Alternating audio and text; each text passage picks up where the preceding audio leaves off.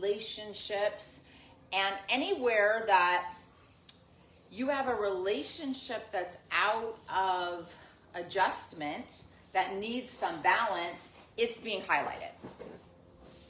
And so that's not always fun. We always want love and harmony and beautiful relationships, right? Well, this is going to show you, where have you been compromising, where have you been abandoning yourself for the sake of peace and harmony in a relationship. The beautiful thing that happened 2 days ago, so today's April 1st, rabbit, everybody say rabbit. It's good luck, rabbit. So 2 days ago, Venus came into Taurus, which is so great. Venus is very happy to leave Aries because she's burning up. That's burning love. She's now happy. She's home in Taurus, so it's about love and beauty and sensuality and really appreciating life, really appreciating the beauty around you, what is going on, appreciating the love in your life. And then this is just an adjustment. Okay, where do I need an adjustment? Where Venus also likes to be in Libra. So she loves to be in Taurus and Libra. So if you think about that, where do you need to come into balance, and where can you lead with more integrity in your life? Lead with more integrity and more authority. Where there's a big highlight, right, on world leaders right now, and what's going on and where they're not leading with integrity all over the world. So that's highlighted, that we have to come into balance and right relationship with that. So what's really going to be, I think, the most intense is when Saturn comes in, is when Mars comes into Aries. So that is going to be similar to the same energy we had with the lockdowns.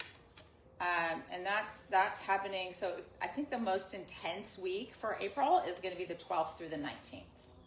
That's going to be like, because when you get Saturn, it is constriction, it is locked down, it builds a structure around you, right? And then when we had Mars, Saturn, and Jupiter, that was in Capricorn, that was when 2020 happened and everybody got locked down into their houses. I don't think it's going to be like that with like a virus per se. It could be, but I think it's going to be like an energy lockdown. So they're already rationing. In Asia, they're already rationing gas. They're saying, okay, how are we going to share? Because there's no oil coming. And then that's going to happen soon across Europe if they don't start to get these shifts through. So people think of oil as only affecting cars and gasoline, but it's so much more. It goes all the way to fertilizer. It goes to the crop. So it's kind of the thing that powers the world. So when there is short supply, I mean, remember in the 70s, all the gas lines around the corner. Mm-hmm. We had that, so it's kind of like reminiscent of that. But this will be more like, you can work from home. You don't need to go anywhere. Like, show me your papers. What are you doing out on the road? Like, it could be like that sort of a thing. Remember when in COVID, like, we got a ticket. we got a ticket because we left our house and we went to the beach and we watched the what do you call it when the wave? Bioluminescence. That's how. Bioluminescence. So we were like, we're gonna go look at the blue waves. It's night, and then they kept clearing all the cars out. And a cop came up to our car and he's like, "You can't be here." And we're like, "Why? It's a public place. We're looking at the waves. You can't be here. There's a curfew." And we're like, "We don't care. We are not going home. We are going to sit on the beach and we're going to watch the waves." I mean, you can imagine me. Tony's like, "Honey," I'm like, "No, I am not leaving." So it's this kind of like, so we got a ticket. But anyway, I stood my ground. So do you remember that though? There was like a curfew. So it's kind of like that energy. So you can look at like all those planets going into fire as like, burn it down, right? Or you can look at the useful aspects of fire, right? So fire is purifying. Fire can help you cook your food. Fire can keep you warm. So there's the good aspects versus the torch everything. So it's really how you're going to direct the fire. Maybe I could have directed my fire a little bit better with that policeman that was kicking us off the beach, right? Do you remember, like, they were like waiting on the sand for surfers to come in. Telling us to go. Yeah, the surfers were, and they're like, oh, as soon as the surfer comes in, I'm going to give him a ticket. I'm like, don't you have anything better to do? I'm sure there's a crime going on somewhere. So, but I get it. Everybody was afraid. So I totally get it. But think of like aligning the force of fire into igniting this new version of you. This is a new version of you, and that's what Aries is all about. Aries is about the identity. It's about the ego. It's, are you the same person you were last year or the year before, or yesterday? I mean, every day we're growing, right?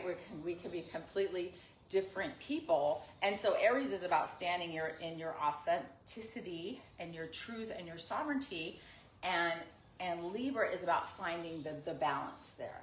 So how does you standing in your truth and your sovereignty affect the relationships in your life? You can look at it that way. Libra is also about justice. It's the scales.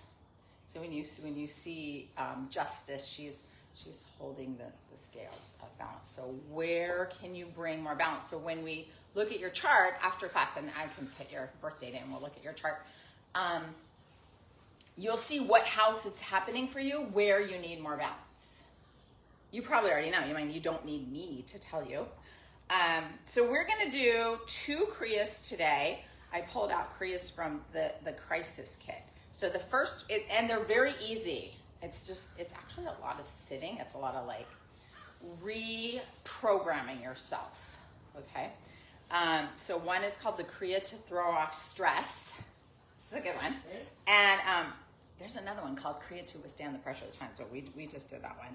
And then the other is a meditation for mercy and compassion.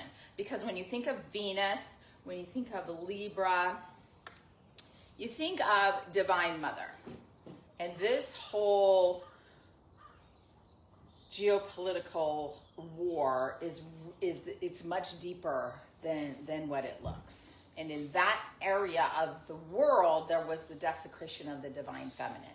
And the divine feminine is coming back online. And it cannot be stopped. And that's also part of the balance, right? We need to balance the masculinity in the world, this like over-toxic masculinity, with the feminine so that it's equal. And when there's equality there, then that births you into your Christ consciousness.